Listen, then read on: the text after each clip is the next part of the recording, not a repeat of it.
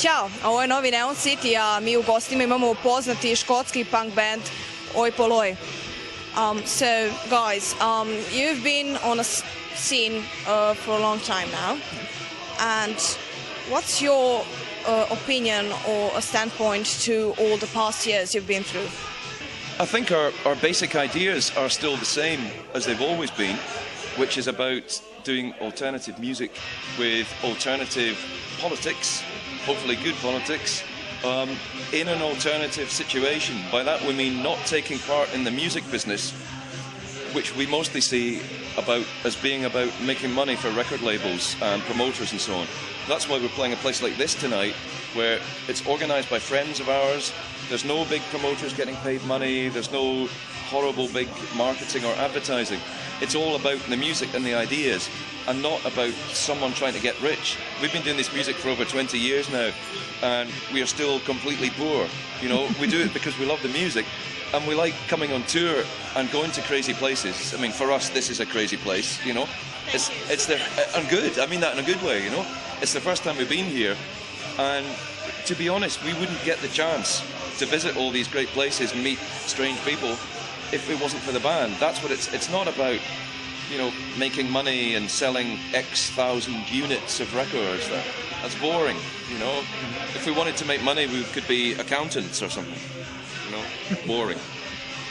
A few years ago, there's been a huge national revolution against the regime here, and the many songs affected on people to go out to the streets and protest.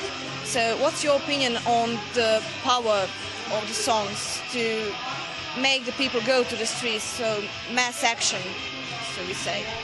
I don't know about Tom. I mean, I think music can be very, very powerful in terms of inspiring people to do things, and also in terms of educating people about things. Again, I don't know about Tom and the other members, but I suspect that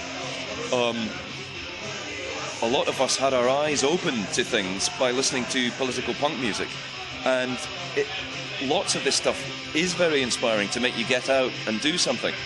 The unfortunate side of that is that music can also be very inspiring to people with extremely bad politics. Like, I know the neo-Nazi scene derives a large amount of finance from it, and also it inspires people to go out and commit race attacks and attacks on progressive centres like this place and so on.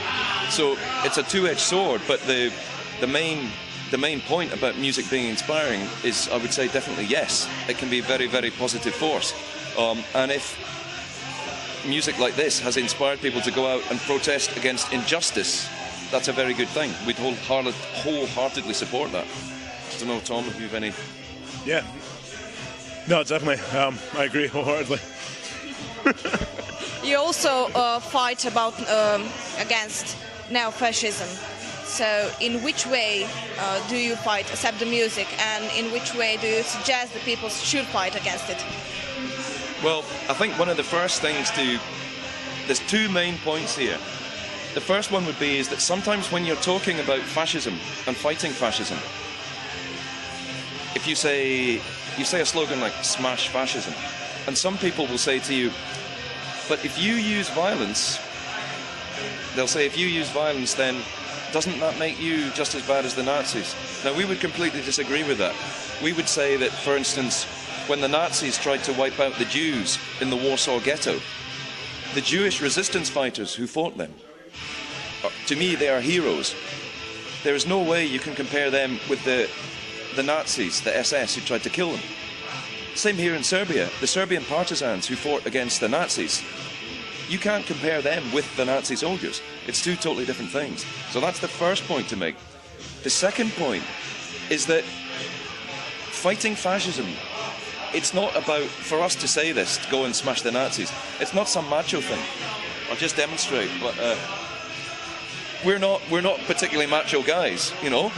But the point about standing together to fight the fascists is that when everyone stands together, then we are really strong. You know, everyone says this, people united together are unbeatable.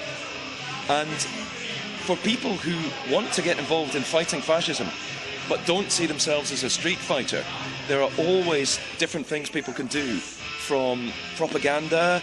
I mean, in terms of anti-fascist posters and leaflets and stickers, you always need people with the artistic skills to do those. You need, if anti-fascist activists get arrested, you need people to write letters to support them in prison, people to raise money, you know, to help their relatives go and visit them. This whole support network takes an awful lot of work. And there are so many different ways that everyone can get involved. It's not about some macho street fighting thing, but at the same time, the people who do go out there and are prepared to physically stop the Nazis. I mean, I don't know about you, my family, my grandfather was in a Nazi prison camp. Some of my other relatives were killed by the Nazis. In that time, you would get a medal. You'd be a hero for fighting Nazis. To us, that's still the same today. Neo-Nazis might look a little bit different, but it's still the same evil philosophy that they're espousing, and they have to be stopped. If that means physical violence, that's what it takes. You perform both in Eastern and Western Europe. So what are the differences between the audience, the atmosphere, and so on? I'd say that it's difficult to generalize, but certainly on this tour, the audiences here in the Balkans, this is the first time we've been here, have been really, really good. I think we play in Germany quite a lot, and there, Western Europe, and I think people are a little bit spoiled. You know, lots of bands go and play there. And from what people here have told us, there's not so many bands that come here, so many of the underground Western bands. So people here really know how to enjoy themselves and to have a good time. And when we played in Macedonia and Romania, both times the entire audience was crazy and the people were really, really friendly. And it's such a refreshing change. You know, we can play in the West and we're very lucky. Our concerts are always usually good.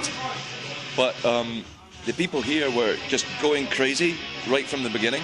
So we really appreciate that, you know. So I hope tonight's going to be a good party as well. We brought some Scottish whiskey with us, so it's going to be good. And the saying here goes, never punk, never young. So what's your opinion on today's punk scene? In what respect? And I think there's I think there's more subgenres in the scene now. There's more different types of music, and you know, that you have sort of grind, crust, all these sort of things that have come off punk. So I think that's a positive thing. Yeah, I think I think more and more people are joining bands, playing in bands, and expressing themselves, and I think it's progressing, and I think it's still healthy. Thank you. And for the end, some future plans for some editions, performances, maybe some other performance in Balkan. I think after this tour, we would all certainly really like to come back. Will you come back to Exit Festival, perhaps? Yeah, I mean, if anyone wants us to play, just invite us. We can contact us on the internet quite easily. Almost all our tours come about from people just writing and asking us. Luckily, we don't have to do much. People just send us an email. We'll come and play. We don't need lots of money. You know, we just need something to eat, something to drink, and you know, some travel costs, and that's it. So we're writing records for a new album.